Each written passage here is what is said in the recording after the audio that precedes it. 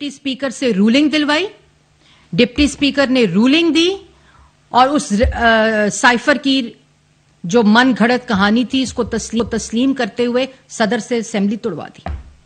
اس کے بعد اسی اسمبلی سے استعفے دے دیے. ہائی کورٹ چلی گئے کہ استعفے منظور کرائے اسپیکر سے.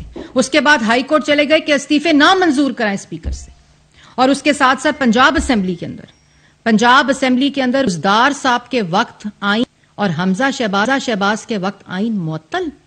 بزدار صاحب کے جنہوں نے ووٹ دیں وہ ووٹ بھی کاؤنٹ ہوں اور لوگ بھی ڈسکوالیفائی نہ ہوں. حمزہ اور ان کا خط، عمران خان صاحب کا خط آئینی اور حمزہ شہباز کے کیس میں ووٹ بھی نہ گنے جائیں اور الاکین بھی ڈسکوالیفائی ہو جائیں. 63(1)(a) کو ری رائٹ کر کے کانسٹیٹیوشن کو ری رائٹ کرنے کی صرف سہولت کاری کرنے کے لیے. اور عمران خان صاحب کا خط آئینی، چودھری شجاعت صاحب کا خط غیر آئینی. عدم اعتماد حمزہ شہباز کا ہو تو ممبران کی کاؤنٹنگ بھی نہیں اور ڈسکوالیفیکیشن بھی. اور بزدار صاحب کے کیس میں ووٹ بھی کاؤنٹ ہو اور ڈسکوالیفیکیشن بھی نہیں. اور اس کے بعد یہاں معاملہ نہیں رکتا، پھر اسپیکر سے، ڈپٹی اسپیکر سے، صدر سے، گورنر سے، اسپیکر پنجاب اسمبلی سے آئین شکنی کروائی گئی، غیر آئینی اقدامات کروائے گئے. اور وہ سائفر جس کے اوپر یہ سارا تماشا رچایا گیا وہ سائفر محسن نقوی کی عالمی سازش کی نظر ہو گیا جس پہ یہ سارا تماشا کیا. اور یہاں کہانی نہیں رکتی. اس کے بعد سی سی پی او لاہور ڈوگر صاحب کی ٹرانسفر کا کیس، اس میں سے اس کے اندر سے از خود نوٹس نکل آتا ہے الیکشن کا 90 دن کا. اور وہ از خود نوٹس الیکشن 90 دن کا جو کہ خیبر پختونخوا میں آئین معطل، اس میں 90 دن کا اصول آئینی معطل، اور پنجاب کے اندر آئینی اصول جو ہے 90 دن کا وہ پورا کر دیا جاتا ہے. اور جبکہ لاہور ہائی کورٹ میں یہ پٹیشن لگی ہوئی تھی اور اس کے اوپر سپریم ڈوگر صاحب کے کیس میں سی سی پی او لاہور کی ٹرانسفر کے کیس میں از خود نوٹس کے اندر سے 90 دن کی الیکشن کا سو موٹو نکل آتا ہے. اس الیکشن کا سو موٹو نکلنے کے اوپر بینچ بنتا ہے جو بینچ چیف جسٹس صاحب بناتے ہیں. اس بینچ کے 4 اکثریت کے ججز کہتے ہیں یہ پٹیشن قابل سماعت نہیں ہے، اس کو ڈسمس کیا جاتا ہے. اور اس کے اوپر جھوٹ بولا جاتا ہے کہ انہوں نے ریکیوز کر لیے ججز اور انہوں نے اپنے آپ کو ڈس ایسوسیٹ کر لیا، اس لیے ایک نیا بینچ تشکیل دیا جاتا ہے اس پٹیشن کے اوپر جو پٹیشن ڈسمس ہو چکی ہے. اور اس کے بعد وہ فیصلہ دے دیا جاتا ہے. اس فیصلہ آپ کو لیے چلتے ہیں. مریم اورنگزیب صاحبہ ان کی جانب سے کی جا رہی ہے پریس کانفرنس، اور اس پریس کانفرنس میں ان کی جانب سے مطالبہ سامنے آیا ہے حکومت کی طرف سے کہ چیف جسٹس آف پاکستان استعفیٰ دے دیں. تو آپ اندازہ کیجئے کہ یہ مریم اورنگزیب صاحبہ کی جانب سے یہ بیان سامنے آیا ہے. وہ آئین کی تشریح کے خلاف ہے، وہ قانون کے خلاف ہے، اس کو ایکسیپٹ نہیں کیا جا سکتا. یہ بتائیے گا بہت ہی اہم پریس کانفرنس آپ نے کی ہے، تو اسی موضوع پر نیشنل سیکیورٹی کمیٹی نے اسپیشلی طور پر اس موضوع پر کیا فیصلے لیے؟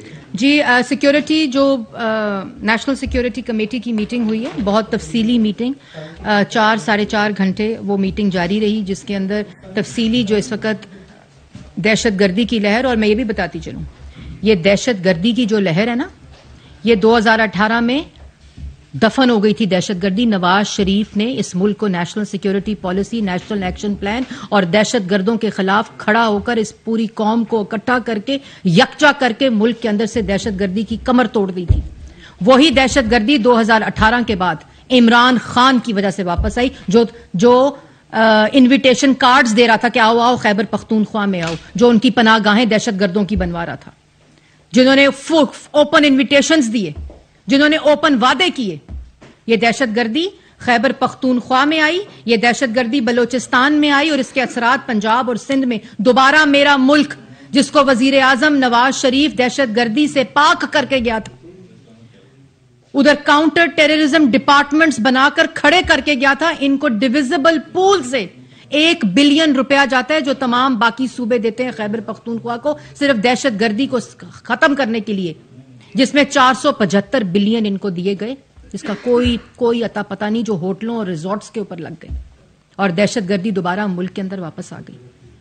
جو قربانیاں دی ہماری لا انفورسمنٹ ایجنسیز نے, ہمارے آرمڈ فورسز کے لوگوں نے, جوانوں نے.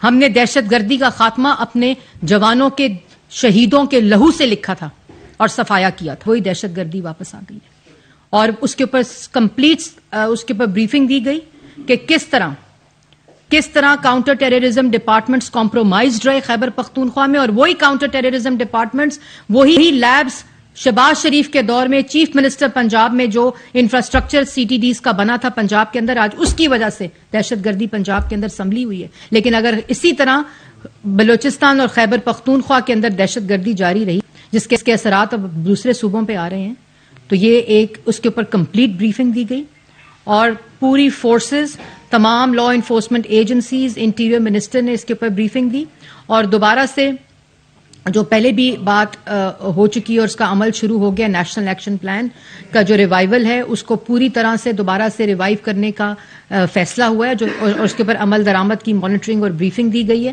اور اس کے اوپر جو تفصیل کہ ہر ڈپارٹمنٹ کی ایک تفصیلی, اور جہاں جہاں ڈپلائمنٹ ہے آرمڈ فورسز کی اس کے اوپر بات ہوئی, اور اس کا جو ایک کمپلیٹ اعلانیہ فیصلوں کے ساتھ ہے وہ میں جاری کروں گی کچھ ہی دیر میں, 10 سے 15 منٹ کے اندر, اور اس میں ہر شق کو کمپلیٹ تفصیل فیصلوں کے ساتھ بتایا گیا.